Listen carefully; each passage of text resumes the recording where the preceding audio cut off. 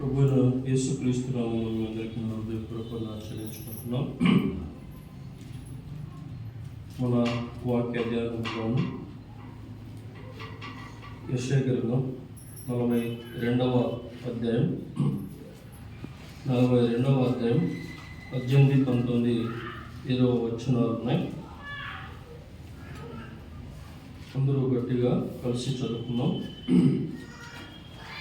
యెషయా గ్రంథం 42వ అధ్యాయం 18, 19, 20 వచనాలు. చెవిటి వారులారా వినుడి, గుడ్డి వారులారా మీరు గ్రహించినట్లు ఆలోచించుడి. నా సేవకుడు తప్ప మరి ఎవడు గుడ్డివాడు, నేను పంపు నా దూత తప్ప మరి ఎవడు చెవిటివాడు, నా భక్తుడు తప్ప మరి ఎవడు గుడ్డివాడు, యెహోవా సేవకుడు తప్ప మరి ఎవడు గుడ్డివాడు. నీవు అనేక సంగతులను చూచుచున్నావు కానీ గ్రహింపుతున్నావు. చిన్న ప్రార్థన చేసుకుందాం. మమ్మల్ని బహు మిక్కిలిగా ప్రేమించిన మా తండ్రి, మా దేవ, నీ మందిర ఆవరణంలో ఒక దినము గడుపుట 1000 దినాల కంటే శ్రేష్టమైనది నాయన.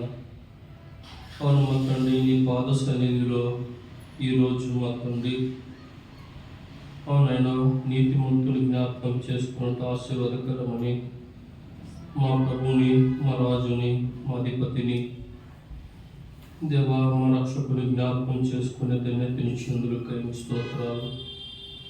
అవును మా తండ్రి, సజీవులే కదా నేను స్తుతించుదరని, నేడు మమ్మల్ని సజీవ లెక్కలు ఉంచినందులకై స్తోత్రాలు నాయన. అవును మా తండ్రి, దేవా, నీ ముందు స్థలములో మేము ముందు లాగున మమ్మల్ని అందరినీ కూడా నీ యొక్క చెంతకు తీసుకొని వెళ్ళడానికి తిరిగి రానే వస్తున్నందులకై స్తోత్రాలు చెల్లిస్తూ ఉంటున్నాం నాయన. భూలోక జీవిత యాత్రలో మా ప్రభా, మాలో కొన్ని లోపాలు ఉన్నాయి, ఒప్పుకుంటున్నాం మా తండ్రి. దేవా, మీ వాక్యపు వెలుగులో మా జీవితాలను సరిచేయమని ప్రార్థిస్తుంటున్నాం నాయన. సంఘంలో చేర్చబడిన ప్రతి ఒక్క నిమిత్తమే ప్రార్థిస్తుంటున్నాం. వృద్ధులను జ్ఞాపకం చేసుకోండి, బలహీనులను జ్ఞాపకం చేసుకోండి నాయన, యవనస్తులను జ్ఞాపకం చేసుకోండి నాయన. అవును తండ్రి, కుటుంబాలకి ఆదరణ మీరు దయచేయమని ప్రార్థిస్తూ ఉంటున్నాం. అవును మా ప్రభువా, సంఘాలను వర్ధిలో చేయండి మా ప్రభువా. నీ వాగ్దానాలు మరడలు నెరవేర్చి మీకు మహిమందలతో ప్రభావాలు కలిగించుకోమని మా ప్రభును, మా రక్షకుడైన యేసుక్రీస్తును ప్రార్థించి వేడుచున్నాం మా తండ్రి, ఆమేన్. ప్రభునందు ప్రియులారా, మరి ఇంతవరకు మనం ఏం నేర్చుకున్నాం?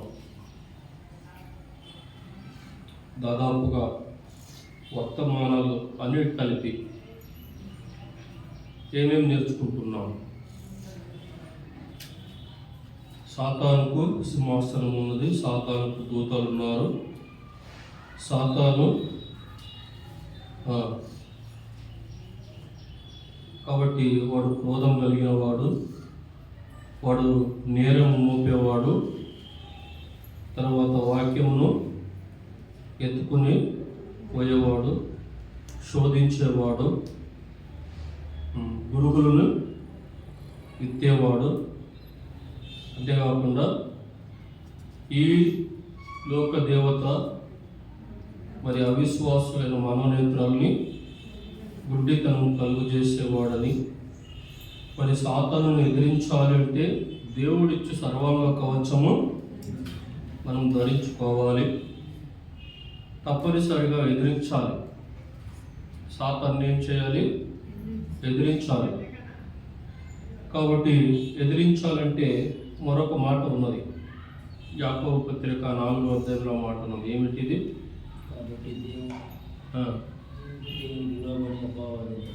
అది దేవునికి లోబడకుండా అపవాదిని ఎదిరించలేము. కాబట్టి దేవునికి లోబడినే అపవాదిని ఎదిరించాలి. కాబట్టి ఎదిరించాలి, అది గుర్తు చేసుకుందాం. మరి ఆ మాటలలో ఎదిరించే విషయాలలో దేవుడిచ్చిన సర్వాంగ కవచ వస్త్రాలను ధ్యానిస్తూ వస్తూ ఉండగా విశ్వాసము అనే ఒక అంశాన్ని మీదకు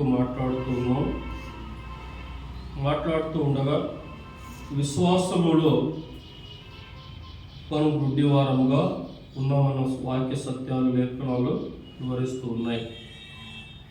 విశ్వాసములు ఏమున్నవి? లోపాలు ఉన్నాయి.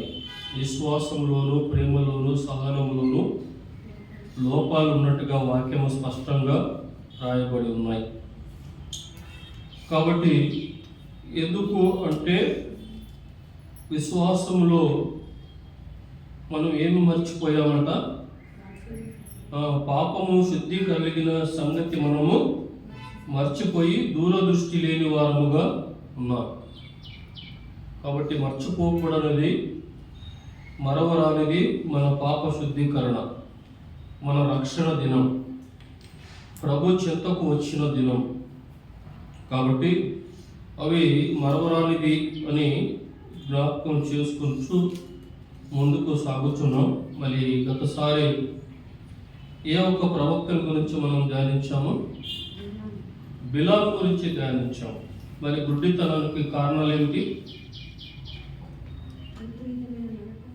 విపరీతమైన నడత, తిన్నని మార్గం విడుచుట, త్రోవ తప్పిపోవుట, వెర్రితనం అంటే గాడిదతో గద్దించినా కానీ లోపడకపోవడమే వెర్రితనం. గద్దింపుకు లోపడకపోవడంని వెర్రితనం. ఇంకా కాబట్టి దేవుని ప్రేమించకుండా దుర్నీతి కలుగు బహుమానమును ప్రేమించుట, ఇవన్నీ కూడా మనం చూస్తుంటున్నాం గుడ్డితనానికి కారణాలు. మరొక మాట కూడా జ్ఞాపకం చేసుకున్నాం కదా. చూడండి, యూదా పత్రిక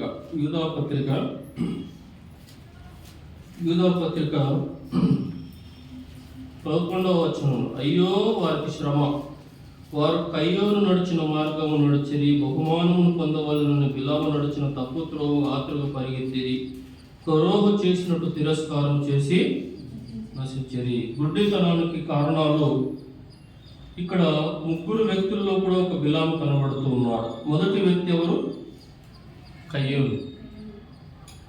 మరి కయ్యోను ఎందుకు జ్ఞాపకం చేసుకుంటున్నాడు? కయ్యోను మరి సృష్టిలో మూల పురుషుడు. అంటే ఏ విధంగా అంటే ప్రథమ సంతానం, ఆదమవులకి ప్రథమ సంతానం. మరి కయ్యోను ఏమి నడిచాడు? ఎలాంటి నడత నడిచాడు? ఎక్కడ తప్పిపోయాడు? అర్పణ విషయంలో, ఆరాధన విషయంలో తప్పిపోయాడు. ఏబేలు శ్రేష్టమైనవి అర్పించినట్టుగా ఇబ్రీ పత్రికలో మనం చూస్తాం కదా. శ్రేష్టమైన బలి ఏబేలు అర్పించగా కయ్యోను తిరస్కరించబడ్డాడు, ఏబేలు అంగీకరించబడ్డాడు. కాబట్టి దేవునికి కావలసినవి ఏమిటి? శ్రేష్టమైనవి కావాలి, శ్రేష్టమైనవి ఇవ్వాలి. చూడండి, హేబేలు విషయంలో జ్ఞాపకం చేసుకుందాం. అది మనకు పాఠం. 4వ అధ్యాయం, ఆదికాండం 4వ అధ్యాయం మొదటి నుంచి చదువుకుందాం. ఆదాము తన భార్య అయిన అవ్వను కూడినప్పుడు ఆమె గర్భవతి కయ్యను కని యెహోవా దయ వలన ఒక మనుషుని సంపాదించుకొనెను. తరువాత ఆమె అతని తమ్ముడు హేబేలును కనెను. హేబేలు గొర్రెల కాపరి, కయ్యను భూమిని సేదపరచువాడు. కొంతకాలమైన తర్వాత కయ్యను పొలము పంటలు కొంత యెహోవాకు అర్పణంగా తెచ్చాను. హేబేలు కూడా తన మందలో తొలుచూలు పుట్టిన వాటిలో క్రొవ్విన వాటిని కొన్ని తెచ్చాను. కాబట్టి ఎరువులు అర్పణలు ప్రత్యేకమైనవి. అయితే వ్యవసాయకుడు కయ్యోను వ్యవసాయకుడు, హేబేలు గొర్రెల కాపరి. అయితే కయ్యోను పొలములో కొంత తీసుకొని వచ్చాడు కానీ, అయితే హేబేలు తొలుచూలు పుట్టిన వాటిలో. దేవుడు సమస్తాన్ని ఇచ్చాడండి, అది వాస్తవమే. అయితే దేవునికి ఇవ్వవలసినవి ఎలాంటివి? తొలుచూలు పుట్టిన వాటిలో క్రొవ్విన వాటిలో కొన్ని తెచ్చెను. కాబట్టి శ్రేష్టమైనవి తేవాలి. దేవునికి ఎలాంటివి తేవాలి? శ్రేష్టమైనవి తేవాలి, తొలుచూలు పుట్టినవి కదా. తర్వాత మనం చూద్దాం, చూడండి ఇబ్రీ పత్రిక 7వ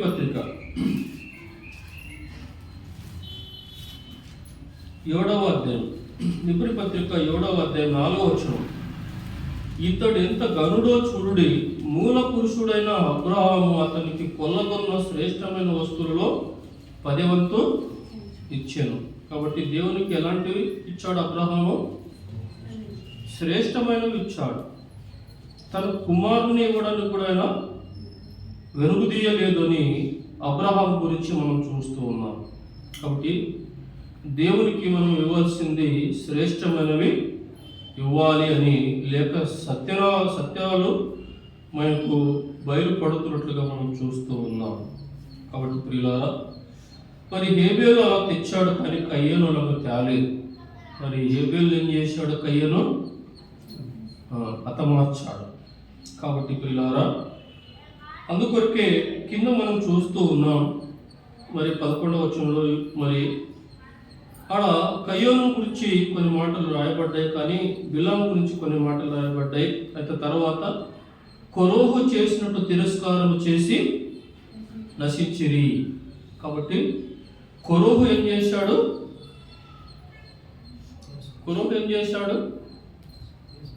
తిరస్కారం, గుడ్డితనానికి కారణం.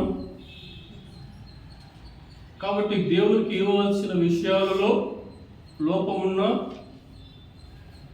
బిలాములాగా మరి తప్పు త్రోవలో ఆతురగా పరిగెత్తిన, కొరోహు చేసినట్లు తిరస్కారం చేసిన, ఇవన్నీ కూడా మనల్ని దేనిలో నెట్టేస్తున్నాయి? గుడ్డితనంలో నెట్టేస్తున్నాయి. మరి కొరోహు జీవిత చరిత్ర ఒకసారి అలా చూసుకొని ముందుకు వెళ్దాం. చూడండి, సంఖ్యాకాండం 16వ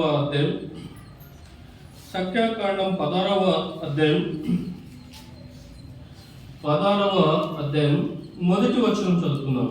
లేవికి మునిమనుముడును కహోతుకు మనుముడునైన ఇస్సారు కుమారుడునగు కొరోహు రూబేనియుల్లో ఏలియాబు కుమారులైన దాతాను అభిరాములను పేలేతు కుమారుడైన ఓనానును యోచించుకొని, వీరు ఎవరు అంటే లేవీయులలో మరి కొరోహు, రూబేను వంశములో ఏలియాబు కుమారుడైన దాతాము అభిరాము, తర్వాత పేలేతు కుమారుడైన ఓనాను. ఈ నలుగురు ఏం చేశారు? వీరు ఏం చేశారు అంటే 3వ వచనం చూడండి. మోషే అహరోనులకు విరోధముగా పొంగుపడి, మీతో మాకిక పని లేదు, ఈ సర్వ సమాజంలోని ప్రతివాడును పరిశుద్ధుడే, యెహోవా వారి మధ్య ఉన్నాడు, యెహోవా సంఘం మీద మిమ్మును మీరేలా హెచ్చించుకొనుచున్నారు అనగా మోషే ఆ మాట విని సాగిలపడెను. కాబట్టి వీరు ఎవరెవరు నలుగురు? కొరోహు, దాతాను, అభిరాము, ఓనాను. ఈ నలుగురు ఒక గుంపు చేసుకొని మోషే అహరోనుల మీద విరోధముగా ఒక తిరస్కారముతో వచ్చారు. ఏమని వచ్చారు? వారితో విరోధంగా మాట్లాడుతున్నారు. ఏమని? చూడండి, 3వ వచనంలో అన్నాడు, మీతో మాకిక పని లేదు. ఎవరితో అంటున్నారు వీరు? మోషేతో అంటున్నారు, అహరోనుతో అంటున్నారు, మీతో మాకు ఇంక పని లేదు. తర్వాత ఇంకేమంటున్నారు? ఈ సర్వ సమాజంలోని ప్రతివాడును పరిశుద్ధుడే. మీరు ఒకటే నా పరిశుద్ధులు, మేము కూడా పరిశుద్ధులమే. ఈ సర్వ సమాజంలో ఉన్న వాళ్ళందరూ కూడా పరిశుద్ధులే. ఇశ్రాయేలులందరూ దేవుని బిడ్డలే, మేమంతా పరిశుద్ధులమే అని తిరస్కార బుద్ధితో వారు మోషేని ఎదిరించినట్టుగా మనం చూస్తూ ఉన్నాం. అందుకొరకే మోషే ఏం చేశాడు? 4వ వచనంలో మోషే ఆ మాట విని సాగిలపడెను. అటు తరువాత అతడు కొరోహుతోనూ వాని సమాజముతోనూ ఇట్లను, తనవాడు ఎవడో పరిశుద్ధుడెవడో రేపు యెహోవా తెలియజేసి వానిని తన సన్నిధికి రానిచ్చును. ఆయన తాను ఏర్పరచుకుని వాడిని తన ఎద్దకు చేర్చుకును. చిన్న మాట చెప్పేశాడు అంతే. పరిశుద్ధుడెవరో మనం తేల్చుకోవాల్సిన అవసరం లేదు, కానీ ఎవరు తేల్చాలి? దేవుడే తేల్చాలి. నిజానికి మరి అప్పుడు ఎవరెవరు డేరాల ముందున వారు డేరాల ముందులు వారు ధూప ద్రవ్యములు తీసుకొని వచ్చినప్పుడు దేవుడు ఏం చేస్తుంటున్నాడు అంటే, చూడండి 20వ వచనం చదువుకుందాం. అప్పుడు యెహోవా, మీరు ఈ సమాజముల నుండి అవతలకు వెలుడి, క్షణములో నేను వారిని కాల్చివేయదని మోషే అహరోనులతో చెప్పక వారు సాగిలపడి, సమస్త శరీరాత్మలకు దేవుడు అయిన యెహోవా, ఈ ఒక్కడు పాపం చేసినందున ఈ సమస్త సమాజం మీద నీవు కోపపడదువా అని వేడుకుని. దేవుడు కరుణ వాత్సల్యత గొప్పవండి, కానీ ఆయన కోపము నిమిషం మాత్రం ఉంటే అంతే. ఆయన కోపము నిమిషము కూడా అణుచుకోలేము మనం. నిజానికి దేవుడు దిగి వచ్చి ఇంకా సమస్త ప్రజలను ఆయన భస్మము చేయాలి, కానీ మోషే అహరోనులు సాగిలపడి దేవునితో బతిమాడుకుంటున్నారు. దేవాయి సమాజం మీద కోపపడదువా అని నేడు అనుకోలేదు. అప్పుడు ఏం చేస్తుంటున్నాడు దేవుడు? చూడండి 23వ వచనం. అప్పుడు యెహోవా మోషేకు ఇలాగ సెలవిచ్చాను, కొరోహు, దాతాను, అభిరాముల యొక్క నివాసముల చుట్టుపక్కల నుండి తొలగిపోడని జనసమూహంతో చెప్పాను. ఇంకా ఆ ముగ్గురు ఉన్న ఆ డేరాల నుండి మీరు తప్పిపోడని జనసమూహంతో చెప్పినప్పుడు వారు వెళ్ళిపోయారు. వెళ్ళిపోగానే మనం చూస్తూ ఉంటున్నామండి ఏమంటే, చూడండి 30వ వచనం. అయితే యెహోవా గొప్ప వింత పుట్టించుట వలన వారు ప్రాణములతో పాతాళములో కూలినట్టు భూమి తన నోరు తెరిచి వారికి కలిగిన సమస్తమును మింగివేసిన ఎడల వారు యెహోవాను అలక్ష్యం చేసిరని మీకు తెలియను. కాబట్టి ఏం చేశాడు కొరోహు? ఎవరిని అలక్ష్యం చేశాడు? దేవుణ్ణి అలక్ష్యం చేయకూడదు. ఈ విషయంలో చాలా జాగ్రత్తగా ఉండాలి. ఇవన్నీ మనకు పాఠాలే. కాబట్టి దేవుని విషయంలో కొరోహు, దాతాను, అభిరాములు వీళ్ళు ముగ్గురే కనబడుతున్నారు. అయితే మొదటి వచనంలో ఓనాను కనిపించాడు, కానీ ఇప్పుడు ఓనాను కనపడడం లేదు, కానీ ముగ్గురే కనబడుతున్నారు. ఎవరు? కొరోహు, దాతాను, అభిరాము. వీళ్ళు ముగ్గురే కనబడుతూ ఉన్నారు. చూడండి 33వ వచనం. వారు వారి సంబంధులందరూ ప్రాణములతో పాతాళములో కూలిరి, భూమి వారిని మృంగివేసిన వారు సమాజములు ఉండకుండా నశించిరి. కాబట్టి ప్రియుల మరొక మాట, మనము ఆశ్చర్యకరమైన మాట ఆలోచన చేద్దాం. ఇదే సంఖ్యాకాండం 26వ అధ్యాయం. సంఖ్యాకాండం 26వ అధ్యాయం 10వ వచనం చూడండి. ఆ సమూహపు వారు మృతి నొందినప్పుడు అగ్ని 270 మందిని భక్షించినందున భూమి తన నోరు తెరిచి వారిని కొరోహును మృంగివేసినందున వారు దృష్టాంతములైరి. అయితే కొరోహు కుమారులు చావలేదు. కీర్తనలో చూస్తే ఈ కొరోహు కుమారులు కనబడతారండి. నిజంగా ఆ కొరోహులు రాసిన కుమారులు రాసిన ఆ అధ్యాయాలు కొరోహు కుమారునికి దేవునికి ఉన్న దగ్గర సంబంధాలు. వారు దేవునికి ఎంత దగ్గరగా వారు జీవించారు.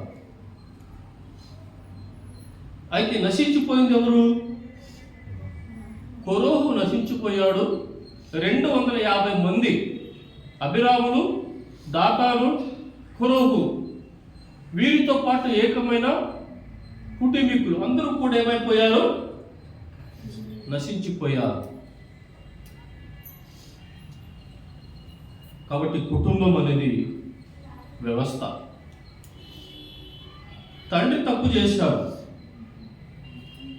కానీ తండ్రి మాట వినలేదు. ఎవరు? కోరాహు కుమారులు. తండ్రితో ఏకీభవించలేదు.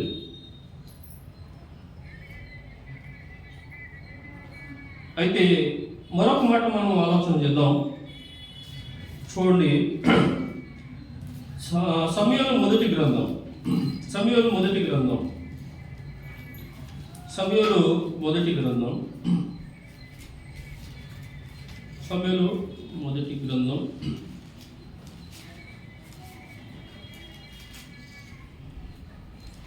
15వ అధ్యాయం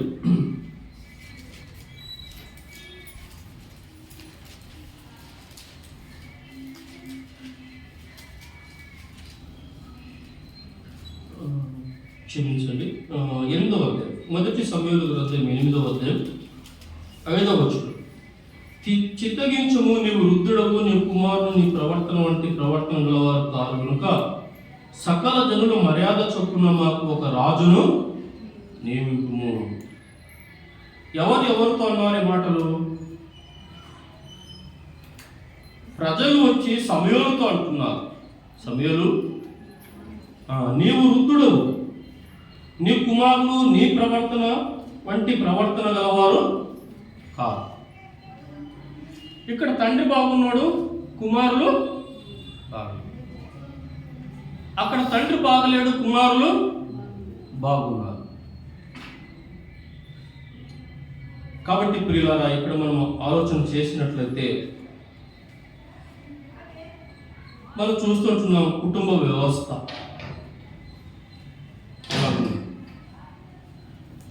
ఇదే మొదటి సమూయేలు గ్రంథంలో కూడా మరొక కుటుంబం కనబడుతుంది. మనం వెలుగుదాం అన్నమాట. ఏలీ కుమారులు కదండి. ఏలీ కుమారులు ఎలాంటి వారంట? చూడండి, 3వ అధ్యాయం 14వ వచనం. కాబట్టి ఏలీ ఇంటి వారి దోషములకు బలి చేతనను నైవేద్యము చేతనని ఎన్నటికీ ప్రాయశ్చిత్తము చేయబడదని నేను ప్రమాణపూర్వకంగా ఆజ్ఞయించితిని. ఈ కుటుంబమునకు ప్రాయశ్చిత్తము లేదు. ఎందుకు అంటే ఈ ఏలీ కుమారులు ఏం చేశారు కదండి, మందిరానికి వచ్చే వారితో శయనించి చాలా విచిత్రమైన నడుచుకున్నట్టుగా మనం చూస్తూ ఉంటున్నాం. అందుకొరకే మనం చూస్తూ ఉంటున్నాం. మరి చూడండి, 2వ అధ్యాయం 30వ వచనం చదువుకుందాం. నీ ఇంటి వారును నీ పితరుని ఇంటి వారును నా సన్నిధిని యాజకత్వము జరిగించుదురని యెహోవా ఆజ్ఞ ఇచ్చియును. ఇప్పుడు అది నా మనసునకు కేవలం ప్రతికూలమైనని ఇశ్రాయేలు దేవుడని యెహోవా సెలవిస్తున్నాడు. కావున యెహోవాకు ఏదనగా నన్ను గణపరచు వారిని గణపరచుదు, నన్ను తృణీకరించు వారిని తృణీకరించుదును. కాబట్టి ఇంకేమంటున్నాడో ఆలకించుము. రాగల దినములలో నీ బలమును నీ పితరునింటి బలమును నేను తక్కువ చేతును, నీ ఇంట ముసలివాడు ఒకడును లేకపోవును. కాబట్టి ప్రియులారా, ఒకరు చేసిన పాపాన్ని బట్టి తన కుటుంబం అంతటికి ఏమొచ్చింది? ఇంకా అయిపోయింది. ముసలి వారు లేకుండా అందరూ చనిపోతూ ఉన్నారు. బైబిల్ గ్రంథంలో ఇమిడ్చబడి ఉన్న కుటుంబ వ్యవస్థ, హఠాపంచలైపోతున్న కుటుంబాలు కదా. లూకా రాసిన సువార్త 17వ అధ్యాయం. లూకా రాసిన సువార్త 17వ అధ్యాయం 17వ అధ్యాయం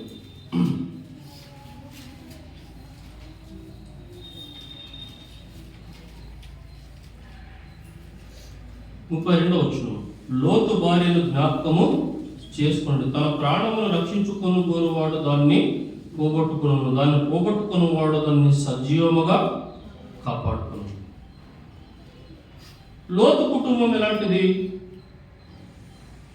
లోతు నీతిమంతుడని రాయబడింది, కానీ భార్య ఏం చేసింది? వెనక తిరిగి చూసింది. కాబట్టి ఇక్కడ భర్త బాగున్నాడు, కుమార్తెలు బాగలేరు, భార్య బాగలేదు. ఇదొక విచిత్రమైన కుటుంబ వ్యవస్థలో మనం చూస్తూ ఉన్నాం. మీకు తెలిసి ఉండొచ్చు, ఈ రోజుల్లో గొప్పగా వైరల్ అయింది ఒక కన్న తల్లి చిన్న 3 ఏళ్ళ పిల్లోడండి బస్ స్టాండ్లో వదిలేసి ప్రియులతో బైక్లో వెళ్ళిపోయిన దృశ్యాలు. తల్లితనం చనిపోతా ఉంది, తండ్రితనం చనిపోతా ఉంది, పిల్లల మమకారం చనిపోతా ఉంది. అందుకొరకే ప్రభు అంటాడు యెషయా గ్రంథం 49వ అధ్యాయంలో, వారైనా మరుచుదురు కానీ నేను నిన్ను మరో. నిజానికి కుటుంబ వ్యవస్థ ఎలా ఉండాలి? కాబట్టి శారా అబ్రాహాముల కుటుంబ వ్యవస్థ ఎలా ఉంది? శారా అబ్రాహాములు నా యజమానుడు,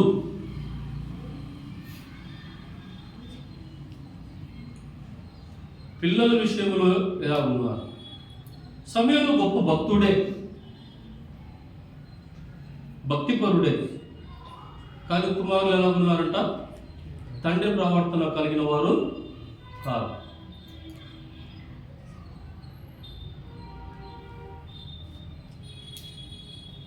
కాబట్టి కుటుంబ వ్యవస్థ మీదనే కన్ను.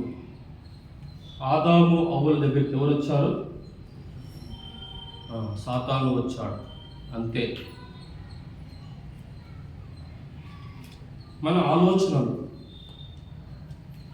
కాబట్టి మనం చదువుకున్న మాట, ఎందుకు దేవుడు ఈ ఉదాహరణ ఇచ్చాడు? చూడండి 26వ వచనంలో అన్నాడు, నోహవు దినములలో జరిగినట్టు మనుష్య కుమారుని దినములలో జరుగును. ఇది అంత్యకాలపు వర్తమానం. ఒక దైవజనుడు అన్నాడు, మన కాలంలోనే ప్రభు ప్రత్యక్షతను మనం చూస్తామంటండి. ఇది వాస్తవమే, ఆ దినాల్లో మనం ఉన్నాం. మళ్ళీ ప్రభుని ఎలా ఎదుర్కొంటాం? ఏ విధంగా ప్రభుని ఎదుర్కోగలం? ఆయన ముందు ఏ విధంగా మనం నిలబడగలం?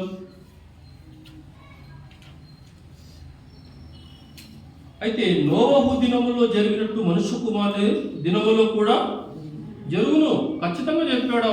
ఆ దినాలు మరీ తిరిగి వస్తాయి. విచ్చలవిడితనం,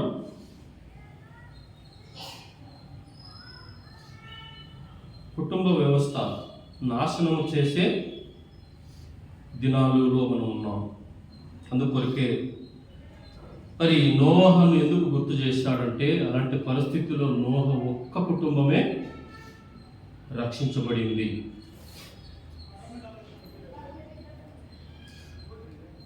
నోహ ఒక్క కుటుంబమే దేవుని యందు భయభక్తులు కలిగిన కుటుంబం.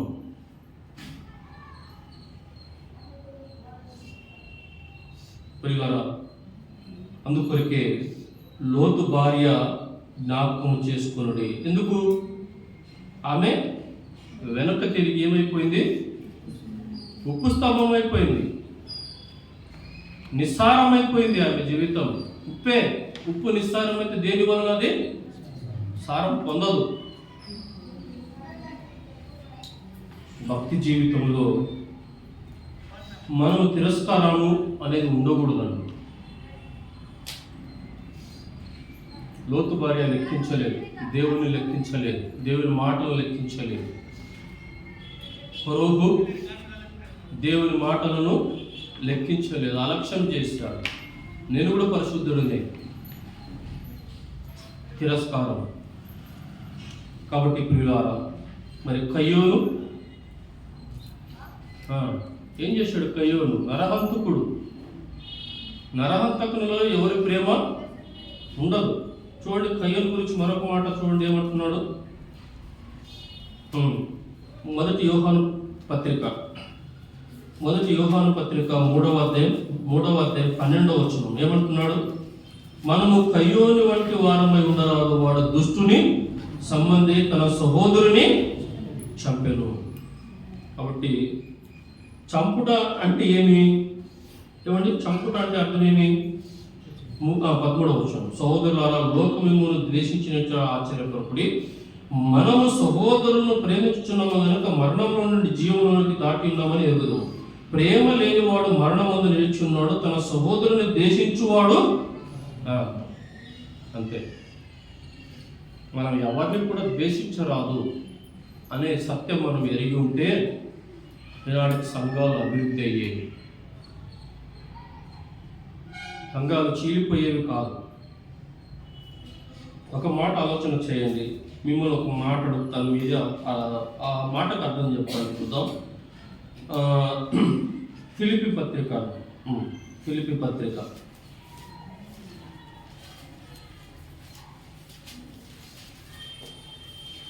4వ అధ్యాయం 1వ వచనం చదువుతారా? చదవండి. క్షమించండి, ఎఫెసీ పత్రిక 4వ అధ్యాయం 1వ వచనం. ఎఫెసీ పత్రిక 4వ అధ్యాయం 1వ వచనం.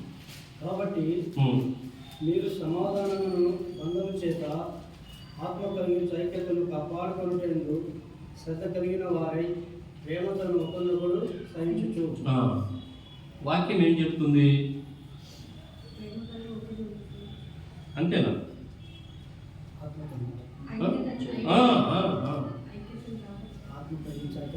ఆత్మ ఎప్పుడు విడదీసుకోండి,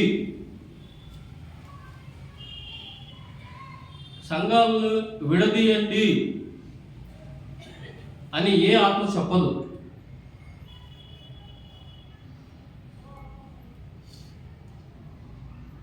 కదా. ఏం చెప్తుంది అక్కడ? కాబట్టి మీరు సమాధానమును బంధము చేత ఆత్మ ఏం కలిగిస్తుంది? మరి ఎక్కడుంది ఐక్యత మనలో?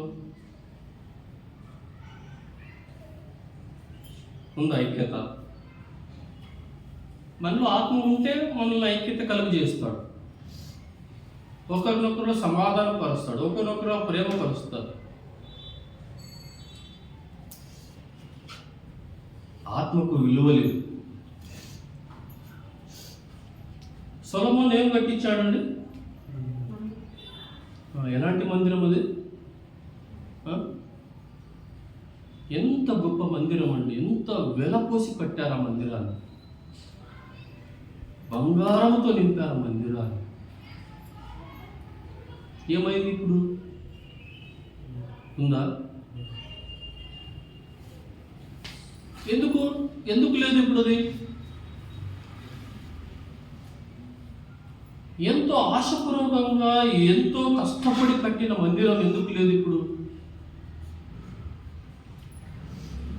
దేవుడు ఎందుకు త్రోసివేశాడు ఆ మందిరాన్ని?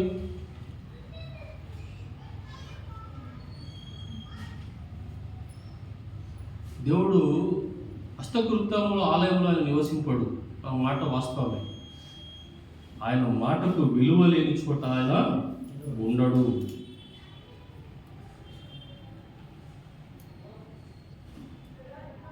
కాబట్టి ప్రియులారా, ఆలోచన చేయండి. మనం యుగాంతంలో ఉన్నాం, అంత్య దినములో ఉంటున్నాం. మన కుటుంబ వ్యవస్థ ఎలా ఉంది? మన పిల్లలను ప్రేమిస్తున్నామా? మన భార్యను భర్తలను ప్రేమిస్తున్నామా? పరిశుద్ధులుగా ఉన్నామా? పరిశుద్ధమైన కుటుంబంగా ఉన్నామా? మన కుటుంబ వ్యవస్థ రాకడలో మన కుటుంబ వ్యవస్థ ఏది కాపాడుకోవాలి.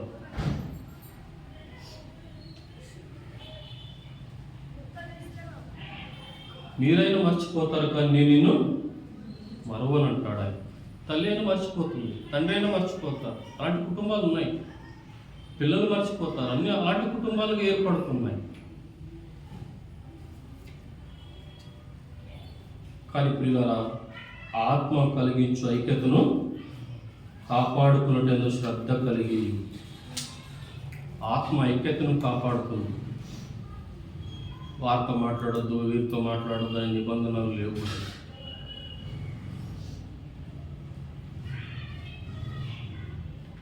ఇంకొక మాట మీకు చూపిస్తున్నాను, చూడండి.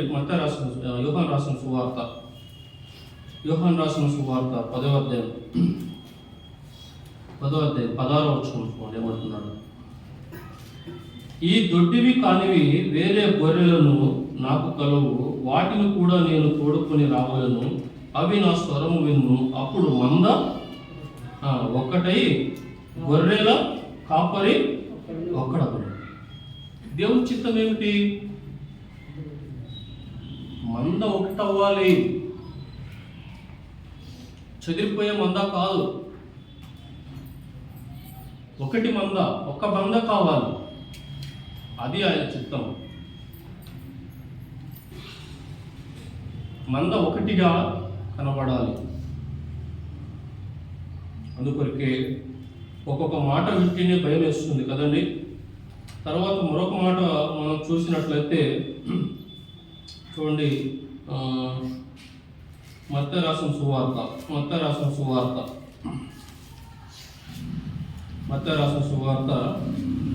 18వ అధ్యాయం 7వ వచనం ఏమంటున్నాడు? అభ్యంతరము వలన లోకమునకు శ్రమ, అభ్యంతరములు రాక తప్పవు గాని ఎవరి వల్ల అభ్యంతరములు వచ్చునో మనిషికి శ్రమ. కాబట్టి అభ్యంతరాలు వస్తే మనకేమొస్తాయి? శ్రమలు వస్తాయి. కాబట్టి ప్రతి ఒక్కరిలోనూ పరిశుద్ధాత్మ దేవుడు మనకున్నాడు. ప్రభువును అంగీకరించిన ప్రతి ఒక్కరిలో ఎవరున్నారు? పరిశుద్ధాత్మ దేవుడు ఉన్నాడు. ఆయన ఏం కలుగు చేస్తాడు? ఐక్యతను కలుగు చేస్తాడు, అభ్యంతరాలు కాదు. అది గుర్తుపెట్టుకోవాలి. సరే, కొరహును, కయ్యోను, బిలామును మనం జ్ఞాపకం చేసుకున్నాం. మన అంశానికి వద్దాం. చూడండి, యెషయా గ్రంథం 42వ అధ్యాయంలో ఒక మాట మనం చదువుకున్నాం. ఏమిటి ఆ మాట? మరొక మాట అక్కడే రాయబడి ఉంది, మంచి మాట. చూడండి, గుడ్డివారు ద్వారా 42వ అధ్యాయం 13, 19, 20 వచనాలు ఏమంటారు? చౌటివారు ద్వారా వీరుడు గుడ్డివారు ద్వారా మీరు గ్రహించినట్లు ఆలోచించుకున్నాడు. నా సేవకుడు తప్ప మరి ఎవడు గుడ్డివాడు? నేను పంపు నా దూత తప్ప మరి ఎవడు చోటివాడు? నా భక్తుడు తప్ప మరి ఎవడు గుడ్డివాడు? యెహోవా సేవకుడు తప్ప మరి ఎవడు గుడ్డివాడు? నీవు అనేక సంగతులను చూచుచున్నావు కానీ గుడ్డితనానికి ముఖ్యమైన కారణం ఏమిటి చెప్పండి? గ్రహించకపోవడం, వాక్య సత్యాలను గ్రహించకపోవడం. ఏమంటున్నాడు? 20వ వచనం, నీవు అనేక సంగతులను చూచుచున్నావు. అనేక సంగతులు, ఎన్ని సంగతులు దేవుడు చెబుతూనే వస్తూ ఉన్నాడు, చూస్తూనే ఉన్నావు. కానీ నీ లోపం ఏమిటి?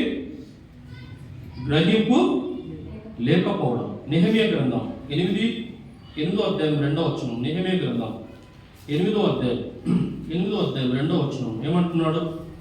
యాజకుడైన ఎజ్రా 7వ మాసము మొదటి దినమున చదవబడిన దాని గ్రహింప శక్తి గల స్త్రీ పురుషుల కలిసిన సమాజం అంతటి ఎదుటను ఆ ధర్మశాస్త్ర గ్రంథమును తీసుకొని వచ్చి నీటి గుమ్మం ఎదుటను మైదానములో ఉదయం మొదలుకొని మధ్యాహ్నం వరకు నిలుచున్న ఆ స్త్రీ పురుషులను తెలివితో వినగల వారిని అందరినీ చదివి వినిపించుచు వచ్చెను.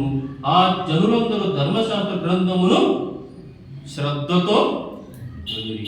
దేవుని వాక్యం ఎలా వినాలి? శ్రద్ధతో వినాలి. అక్కడ ఏం మాట రాయబడింది?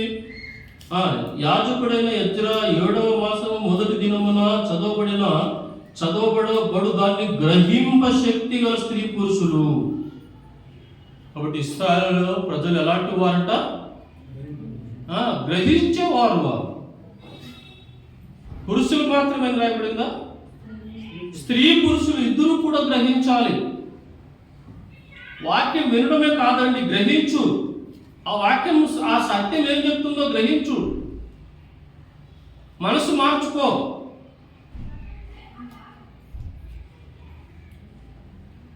కదా, చూడండి ఇంకా ఏం చెప్తూ అంటున్నాడు? 3వ వచనం, నీటి గుమ్మం ఎదుటను మైదానములో ఉదయం మొదలుకొని మధ్యాహ్నం వరకు నిలుచున్న ఆ స్త్రీ పురుషులు తెలివితో వినగల వారందరికీ చదివి వినిపించుచు వచ్చెను. తెలివితో వినాలంట. ఎలా వినాలి? దేవుడు ఒక దగ్గర మాట, ఇశ్రాయేలు గురించి మాట ఉన్నాడు. యెషయా గ్రంథం 1వ అధ్యాయం చెప్తారా మాట? ఇంకా ఎద్దు తన కామందు నెరుగును గాడిద గాడిద సొంతవాణి దగ్గర ఇశ్రాయేలు నా ప్రజలకు చదువుతాం అన్నమాట. ఇక్కడ ఒక చేయి పెట్టుకుంటాడు, ఒక చేయి పెట్టుకుని అక్కడికి వద్దాం. తెలివి ఇశ్రాయేలుకు తెలివి లేదు, ఆ. ఆ జనులు ఏం చెప్పారు, అది పాపిష్టి జన్మ, దోషభరితమైన ప్రజలారా. అక్కడ ఏమో రాయబడింది, ఎద్దు తన కామందని ఎరుగును, గాడిద తన సొంత వాడి తోటి తెలుసుకున్నాను, ఇశ్రాయేలుకు తెలివి లేదు. ఎద్దు నడిచిపెట్టండి, సీదా ఎక్కడికి వెళ్తుంది తెలుసు అది, యజమాని ఇంటికే కరెక్ట్గా వెళ్తుంది. ఎక్కడానికి మీరు బాగా గమనించండి. గాడిద వస్తే గంట కట్టి ఇడిసైడ్ అదంతగా దాని దారి తెలిసిందంటే అది వెళ్ళిపోతూనే ఉంటుంది, తన యజమాని దగ్గరికి వెళ్తుంది. అది ఎక్కడికి వెళ్తుంది. నేను ఒక యజమానంతో పని చేశానండి. ఆయన ఒక కౌన్సిలర్. ఆయనతో పని చేస్తూ వాళ్ళు రోజు ఒక ఆవుకి ఉదయాన్నే వచ్చింది వెంటనే వాళ్ళు ఏం చేస్తారంటే ఏదైనా ఒక జొండ్లు ఇవ్వడము, ఏదైనా ఒక ఇవి పెట్టడమో అట్లా చేస్తారు. చేస్తున్నప్పుడు ఒకసారి పూజ కోసం పాలు కావాలని చెప్పేసి వెళ్ళి ఆ పాలు పెట్టడం పోతే అది ఎగ్గిస్తానండి. వాళ్ళు అప్పుడు ఆమె అన్న మాట ఏంటంటే, అరే మేము ఇంతగా మేము నీకు ఇన్ని పెడుతున్నాము కానీ అయినా నువ్వు పాలు ఇవ్వకుండా మాకు పాలు ఇవ్వడం లేదే అంటారు. నిజానికి ఎద్దులకి గాడిదలకు ఉన్న వివేచన తెలివి కూడా మనకు లేదు అన్నట్టుగా వాక్యం చెప్తాను. ఎవరి యుద్ధకు రావాలి కదండి? దేవుని యుద్ధకు రావాలి. నెహెమ్యా గ్రంథం 8వ అధ్యాయం, నెహెమ్యా గ్రంథం 8వ అధ్యాయం ఏమంటే, స్త్రీ పురుషులు తెలివితోను వినగల వారందరికీ చదువు వినిపించు వచ్చాను. ఆ జనులందరూ ధర్మశాస్త్ర గ్రంథమును శ్రద్ధతో వినిరి. అంతటా శాస్త్రియకు ఎజ్రా ఆ పని కొరకు కర్రతో చేయబడిన ఒక పీఠం మీద నిలుచుండెను, మరియు అతని దగ్గర అనుంది. తర్వాత 5వ వచనం చూడండి. అతడు ఎజ్రా అందరికంటే ఎత్తుగా నిలబడి జనులందరూ చూచుచుండగా గ్రంథమును విప్పెను. విప్పగానే జనులందరూ నిలబడి. దేవుని గ్రంథానికి ఇవ్వబడిన ప్రాముఖ్యత. ఎజ్రా ఆ ధర్మశాస్త్ర గ్రంథాన్ని ఎప్పుడైతే ఇలా విప్పాడో, విప్పిన వెంటనే ఇశ్రాయేలు అందరూ కూడా ఏం చేశారు? లేచి నిలబడ్డారు. దేవుని చిత్తాన్ని ఒకసారి మనం ఆలోచన చేశాము. బుద్ధి జ్ఞానము, చదువు జ్ఞానం ఇచ్చి ఆయన ప్రతి ఒక్కరు మన భాషలు మాట్లాడే భాషలోనే బైబిల్ గ్రంథాన్ని మన ముందుకు తెచ్చిపెట్టాడు. ఎంతోమంది శ్రమలు ఉన్నాయి, ఎంతోమంది జీవితాలు ఉన్నాయి బైబిల్ గ్రంథం మన దగ్గరికి రావడానికి. ఉదయాన్నే ఎంతోమంది చదువుతున్నాం ఏమండి? చూద్దాం తర్వాత 5వ వచనం. వారందరూ నిల్చుండేది. 6వ వచనం. ఎజ్రా మహాదేవుడునని యెహోవాను స్తుతింపగా జనులందరూ తమ చేతులెత్తి ఆమేన్ ఆమేన్ అని పలుకుచు నేలకు ముఖములు వంచుకొని యెహోవాకు నమస్కరించిరి. జనులు ఇలాగూ నిలబడుచుండగా యేషోబాని తర్వాత చూద్దాం 8వ వచనం. ఇటువలనే వారు దేవుని గ్రంథమును స్పష్టంగా చదివి వినిపించి జనులు బాగుగా గ్రహించినట్లు దానికి అర్థము చెప్పిరి. సంఘాలలో ఇలాంటి వారు కావాలి. ఏం చెప్పారు వారు? దేవుని ధర్మశాస్త్ర గ్రంథాన్ని ఇటువలనే వారు దేవుని గ్రంథమును స్పష్టంగా చదివి వినిపించి జనులు బాగుగా గ్రహించినట్లు దానికి అర్థము చెప్పిరి. బాగుగా గ్రహించినట్టుగా అర్థాలు కూడా చెప్పాలి. కాబట్టి ఇది నెహెమ్యా గ్రంథంలో మనకు ఇవ్వబడిన మాట, గ్రహించే మాట కదా. తర్వాత చూడండి సామెతల గ్రంథం 28వ అధ్యాయం 5వ వచనం. దుష్టులు న్యాయం ఎట్టిదైనది గ్రహింపరు, యెహోవాను ఆశ్రయించు వారు సమస్తమును గ్రహించుదురు. దుష్టులు గ్రహింపరంట. చూడండి, దుష్టులు న్యాయం ఎట్టిదైనదు గ్రహింపరు, యెహోవాను ఆశ్రయించు వారు సమస్తమును గ్రహించుదురు. చూడండి, ఒక మాట మనం చదువుకుందాం.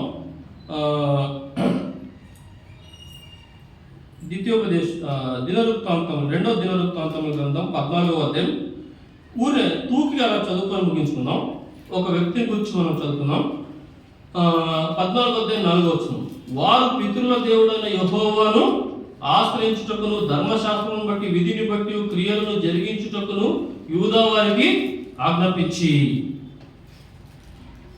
ఎవరు గ్రహిస్తారంట? లేఖనం ఏం చెప్పింది? ఎవరు గ్రహిస్తారు? యెహోవా యందు భయభక్తులు కలిగి ఆయనను ఆశ్రయించేవారు. దేవుని లేఖనాలు గ్రహించేది ఎవరు? దేవుని సత్యాన్ని గ్రహించేది ఎవరు? దేవుని యందు భయపడి,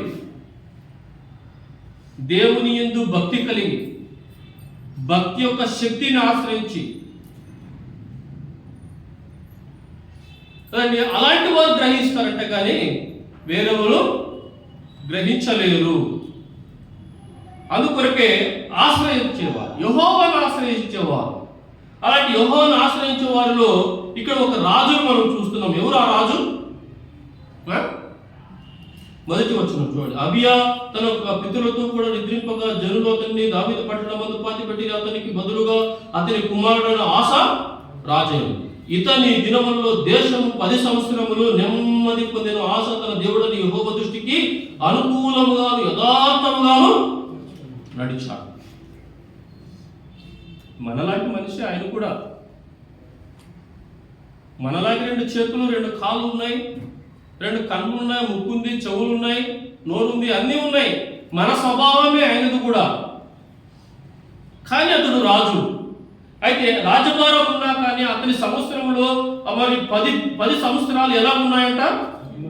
నెమ్మది, యుద్ధాలే లేవండి ఆ రాజు కాలంలో. దానికి కారణం ఏమిటి? ఆస యెహోవాకు ఎలా ఉన్నాడంట? అనుకూలంగా వెళ్ళాడు. మనుషులకు అనుకూలంగా మనం వెళ్తూ ఉన్నాం ఈ రోజుల్లో, కానీ దేవుడికి అనుకూలంగా ఉన్నామా? దేవుడికి అనుకూలంగా వెళ్ళాడు ఆస. చూడండి ఇంకేమంటున్నాడు? 2వ, ఆస తన దేవుడని యెహోవా దృష్టికి అనుకూలముగాను యథార్థముగా నడిచినవాడు. దేవుడు ఆత్మ గనుక ఆయన ఆరాధించువారు ఆత్మతోను సత్యముతోను ఆరాధించవలను కదా. ఇంకొక మాట రాయబడింది కదా, యథార్థత కదా. చూడండి అమ్మా, ఈ చేతిలో ఒక చెయ్యి ఇలా పెట్టుకొని అక్కడికి రండి. యోహాను రాసిన సువార్త 4వ అధ్యాయం 26వ వచనం. యోహాను రాసిన సువార్త 4వ అధ్యాయం 23వ వచనం ఏమంటున్నాడు? అయితే యథార్థముగా ఆరాధించువారు. కాబట్టి యథార్థమైన ఆరాధనలో ఏముండాలి? యథార్థం ఉండాలి.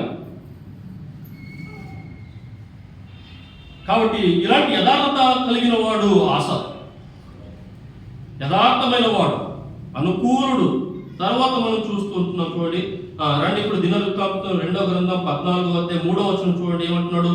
అన్య దేవతల బలిపీఠములను పడగొట్టి, ఉన్నత స్థలములను పాడు చేసి, ప్రతిమములను పగలగొట్టి, దేవత స్తంభములను కొట్టివేయించి. దేవుడి మందిరం ఎందుకు పోయింది? రోషం కలిగిన దేవుడు అండి. ఉండకూడనివి, దేవునికి ఇష్టం లేనివి కదా యూదా దేశంలో ఉన్నాయి.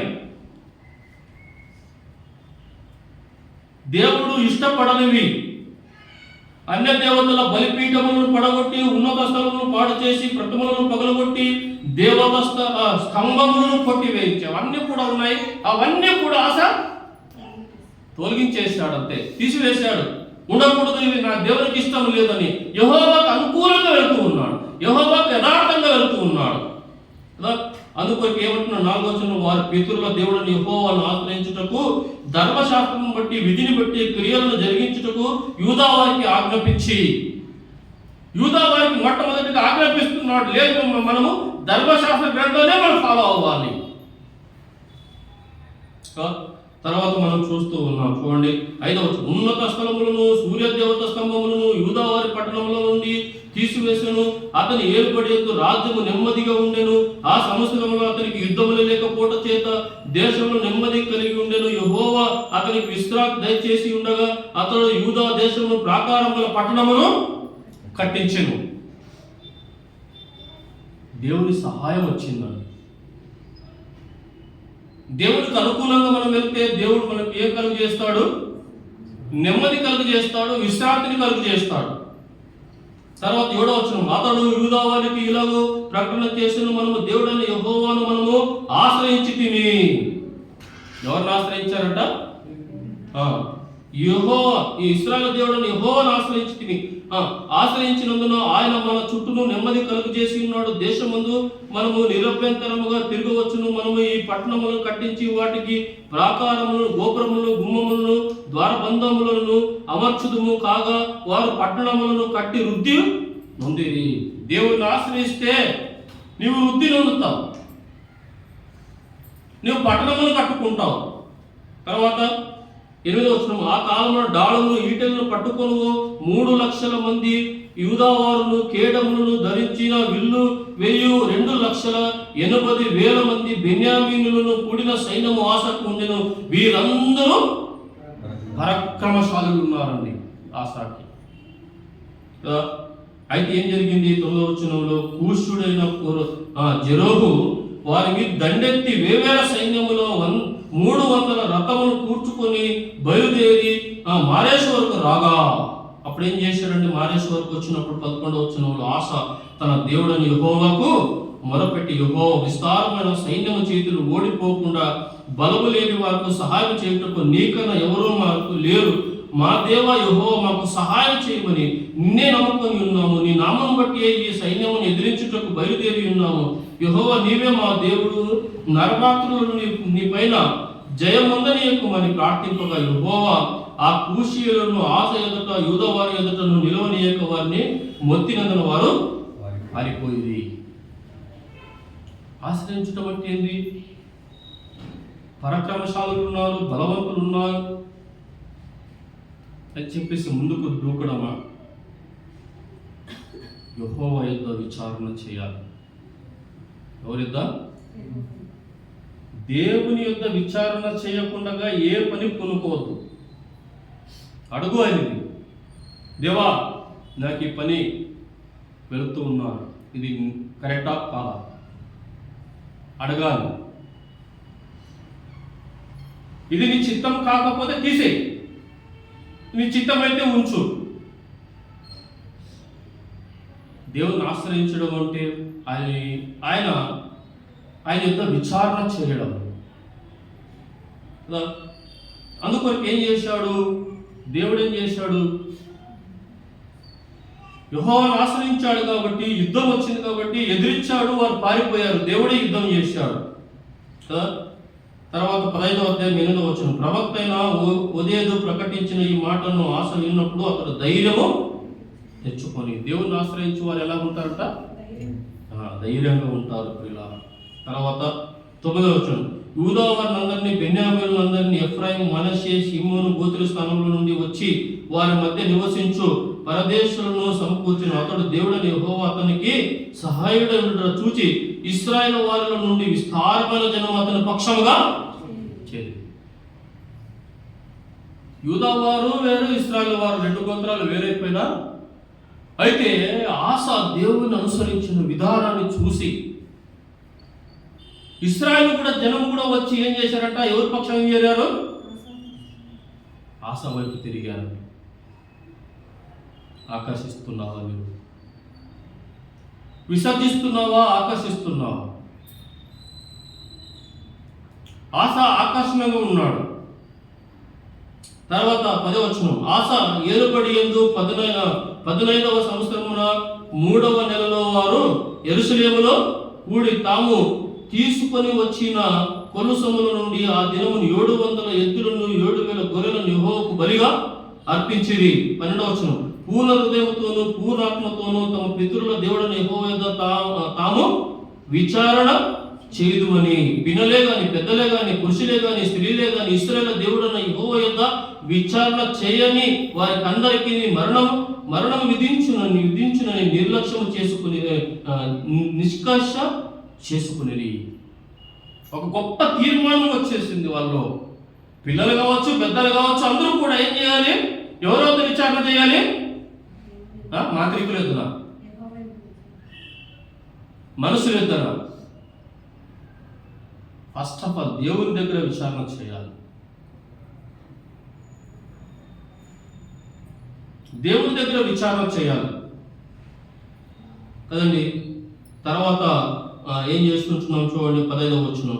ఇలాగ ప్రమాణము చేయబడగా యూదా వారందరూ సంతోషించేవారు పూర్ణ హృదయంతో ప్రమాణం చేసి పూర్ణ మనసుతో అన్ని వెదికి ఉండేది కనుక యెహోవా వారికి ప్రత్యక్షమై చుట్టూన్న దేశస్థులలో యుద్ధము లేకుండా వారికి నెమ్మది కలుగు చేసెను. మరియు తన తల్లి అయిన మాయక అసహ్యమైన యొక్క దేవతా స్తంభమును నిలిపినందున ఆమె యొక్క పుట్టపు దేవి అయి ఉండకుండా రాజైన ఆస ఆమెను త్రోసివేసి ఆమె నిలిపిన విగ్రహమును పడగొట్టి చిన్న భిన్నము చేసి కిద్రోను వాగు దగ్గర దాన్ని కాల్చివేసెను. తల్లి ఏముంచుకునింది, కానీ ఇతడేముంచుకున్నాడు? దేవుణ్ణి ఉంచుకున్నాడు. మనుషులు తప్పు చేశారని చాలా మంది తప్పిపోయేవారు ఉన్నారు. తండ్రులు తప్పు చేశారని, భార్య తప్పు చేసిందని భర్త, భర్త తప్పు చేశారని భార్య.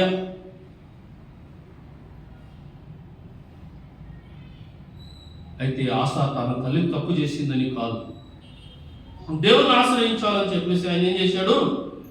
ఆ విగ్రహాలను చిన్న భిన్నము చేసి కిద్రోను వాగు దగ్గర కాల్చి పడేశాడండి. తర్వాత ఆశ ఉన్నత స్థలమును ఇశ్రాయేలు నుండి తీసివేయలేదు, కానీ ఇతడు బ్రతికిన కాలమంతా యందు ఇతని హృదయం యథార్థముగా ఉండదు.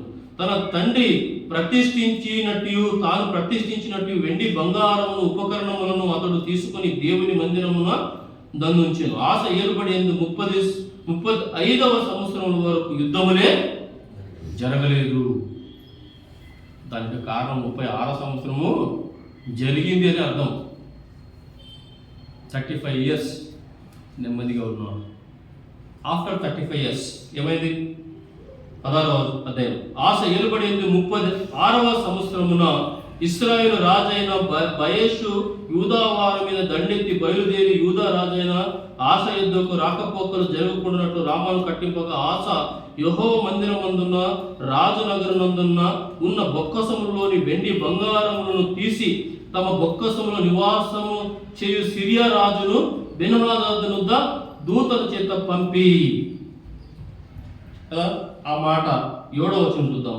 ఆ కాలమందు దీర్ఘదర్శి అయిన అనాన్ని యూదా రాజైన ఆశ యుద్ధకు వచ్చి అతనితో ఇలాగ ప్రకటించాను, నీవు నీ దేవుడని యెహోవాను నమ్ముకొనక సిరియా రాజును నమ్ముకొటివి. సిరియా రాజు యొక్క సైన్యము నీ వశము నుండి తప్పించుకొని పోయి బహు విస్తారమైన రథములను, గుర్రపు రౌతులను, కూషీలను, లూబీలను గొప్ప దండు వచ్చి కదా. అయినను నీవు యెహోవాను నమ్ముకొనినందున ఆయన వారిని నీ చేతికి అప్పగించెను. తన ఎడల యథార్థ హృదయం గల వారిని బలపరచుటక యెహోవా కనుదృష్టి లోకమందంతటా సంచారం చేయించినది. ఈ విషయమందు నీవు మతి తప్పి ప్రవర్తించితివి గనక ఇది మొదలుకొని నీకు యుద్ధములే కలుగును. యుద్ధాలకు కారణం చెప్తారా?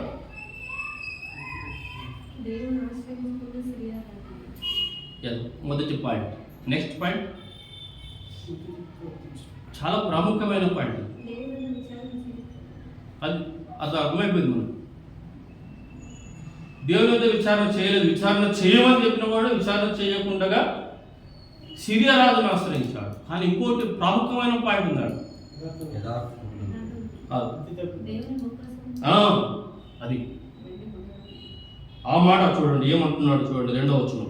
ఆశ యెహోవా మందిరమందున్న రాజనగరందున్న బొక్కసములోని వెండి బంగారములను తీసి,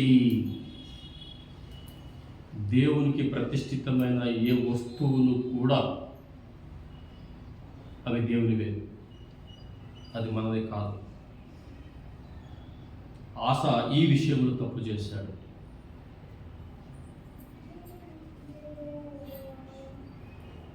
దానియేలు గ్రంథం చూసుకొని వచ్చేస్తాను, నేను ముగిస్తానండి, మిమ్మల్ని ఆశ పెట్టను, ముగిచ్చేస్తాను త్వరగా. ఎందుకంటే మన పాఠం యుగాంతమంతున్న మన పాఠాలు కాబట్టి దానియేలు గ్రంథం 5వ అధ్యాయం. దానియేలు గ్రంథం 5వ అధ్యాయం 22 నుంచి చదువుతున్నాం. ఏమంటున్నాడు? బెల్షెద్దరు అతని కుమారుడకు నీవు నీ సంగతి అంతే ఎరియుండి నీ మనసును అణుచుకొనక పరలోకమందున్న ప్రభువు మీద నిన్ను నీవే హెచ్చించుకుంటేవి. ఎట్లనగా నీవును నీ అధిపతులను నీ రాణులను నీ ఉపపత్నులను దేవుని ఆలయ సంబంధమందగు ఉపకరణములలో ద్రాక్షారసం పోసి త్రాగవలని వాటిని తెచ్చి ఉంచి కొని వాటితో త్రాగుచు చూడనను విననను గ్రహింపనను చేత కాని వెండి బంగారం ఇత్తడి ఇనుపు కర్ర రాయి అను వాటితో చేయబడిన దేవతలను స్తుతించి తిరిగి కానీ నీ ప్రాణమును నీ సకల మార్గములను ఏ దేవుని వశము ఉన్నవో ఆయనను నీవు గణపరచలేదు. కాబట్టి ఇక్కడ మనం చూస్తూ ఉంటున్నామని ఎవరంటే ఇతడు బెల్షెజర్. కాబట్టి ఇక్కడ మనం చూస్తూ ఉండగా బెల్షెజరు దేవుని ఆలయములో ఉపయోగింపబడిన ఉపకరణాలు, ఆ ఉపకరణాల్లో ఏం పోసుకొని తాగారు వీళ్ళు? ద్రాక్షారసం పోసుకొని ఉపపత్నులు అందరూ మొత్తం వెండి బంగారాలకు చేయబడిన రాయలకు చేయబడిన వాటిని గణపరుస్తూ వారు గంతులు వేస్తూ ఉన్నారు. వెంటనే దేవుడు వచ్చి మెనే మెనే టికేలని గోడ మీద రాశాడు.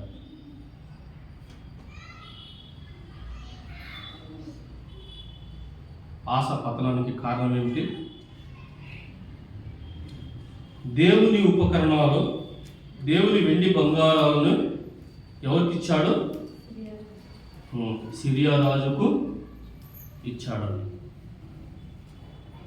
చూడండి, దినవృత్తాంతంలో 2వ గ్రంథం 16వ వచనం ఏమంటున్నాడు? 9వ వచనంలో అంటున్నాడు, అతడు తన ఎడల యథార్థ హృదయం గల వారిని బలపరచుటక యెహోవా కనుదృష్టి లోకమందంతటా సంచారం చేయుచున్నది. ఈ విషయం ముందు నీవు మతి తప్పి ప్రవర్తించితివి. కాబట్టి దేవుణ్ణి ఆశ్రయించినంత కాలం మనం నెమ్మదిగా ఉంటాం. దేవుణ్ణి ఆశ్రయించకుండా మనుషులను ఆశ్రయిస్తే ఏమవుతాం కదండి?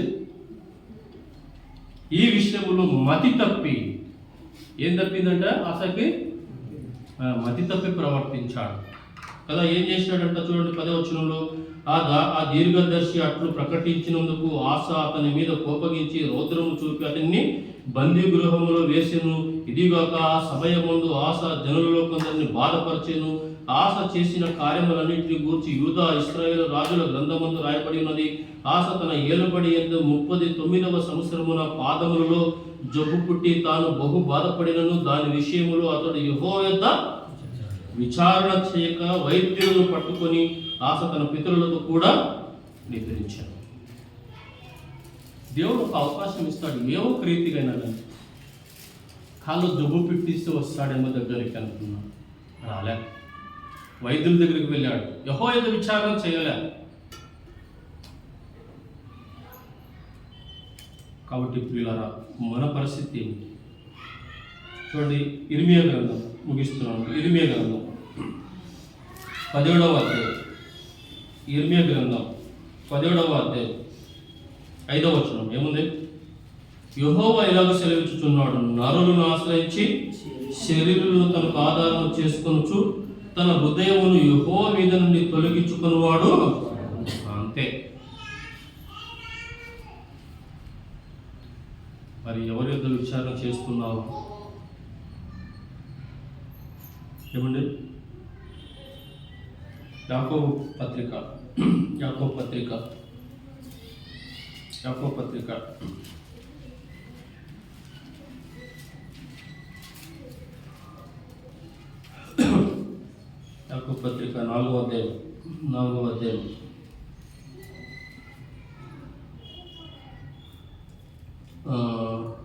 8వ వచనం, దేవుని యొద్దకు రండి, అప్పుడు ఆయన మీ యొద్దకు వచ్చును. పాపులారా, మీ చేతులను శుభ్రము చేసుకునండి. ద్విమనస్కులారా, మీ హృదయమును శుద్ధిపరచుకునుడి. వ్యాకులపడుడి, దుఃఖపడుడి, ఏడువుడి. మీ నవ్వు దుఃఖమునకును మీ ఆనందమును చింతకు మార్చుకునుడి. ప్రభువు దృష్టికి మిమ్మును మీరు తగ్గించుకునుడి, అప్పుడు ఆయన మిమ్మును హెచ్చించు. మనం చేయవలసింది ఏం చేయాలి? వ్యాకులపడుడి. తన పైన అంటున్నాడు ఏమని?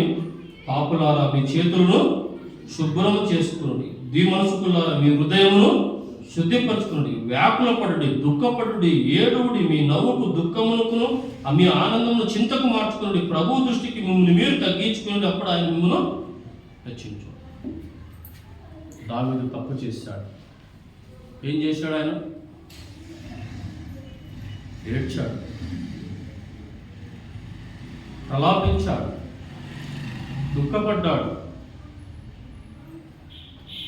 పశ్చాత్తాపడ్డాడు. 10 మంది కన్యకుల్లో 5గురు ఏం చేశారండి? తమ దివిటీలను, మరి నీ దివిటి ఆరిపోతుందా? వెలిగింపబడుతుందా? ఎలాగుంది నీ దివిటి? వెళ్తున్నావా దేవుని దగ్గరికి? నువ్వే వెళ్ళాలి. ఆయన వచ్చి వెళ్ళిపోయాడు. వెళ్తున్నావా దేవుని దగ్గరికి? విచారిస్తున్నావా నీ వ్యక్తిగత జీవితాన్ని బట్టి? బతిమాలాడుకుంటున్నావా? ఏడుస్తున్నావా? నీ జీవితాన్ని సరి చేసుకుంటున్నావా? ఎక్కడ తప్పిపోయావు? నీ దివిటీని సరిచేసేది ఎవరు? నిన్ను వెలిగించేది ఎవరు? ప్రభు యొద్దకు రావాలి. ద్విమనస్కులారా, 2 మనసులు కలిగి ఉన్నావా? అటు ఇటు ఉన్నావా? ఎటు ఉన్నావు? కాబట్టి యెహోవా యొద్ద విచారణ చేయుట మనకు మంచిది. సమాధాన పడాలి ప్రభు ఎదుట. ఆశా పని చేయలేదండి. దేవుని యొద్ద విచారణ చేయలేదు. యెహోవా యొద్ద నుండి తన హృదయమును తిప్పుకున్నాడు. శరీరులను తనకు ఆధారం చేసుకున్నారు. శరీరులు గొప్పవాడా? దేవుడు గొప్పవాడా? మరి వెళ్ళావా దేవుని దగ్గరికి? నా డ్యూటీని సరిచేయి, దుఃఖపడు, ఆయన దగ్గర ఏడ్చు, ప్రలాపించు. ఎక్కడ తప్పిపోయావో సరి చూసుకో, విచారణ చేయి ఆయన దగ్గర. దావీదు విచారణ చేశాడు, తన జీవితాన్ని సరి చేసుకున్నాడు, ముందుకు సాగాడు. కాబట్టి ప్రియులారా, మరి దేవుని ఎదుట విచారణ చేయాలి. భయభక్తులు కలిగి యెహోవాను ఆశ్రయించువారు గ్రహించుకుంటారు. లేఖనాలు గ్రహింపు నీకు రావడం లేదా? ఎందుకు గుడ్డివాడవైతున్నావు? ఆలోచించి. ఆత్మ ఏం కలుగజేస్తుంది? ఐక్యతను కలుగజేస్తుంది. ఏ ఆత్మ విడబో అని చెప్పదు. సహవాసం ఉండాలి. అది జ్ఞాపకం చేసుకుందాం. దేవుడి మాటలు దీవించుకుందాం.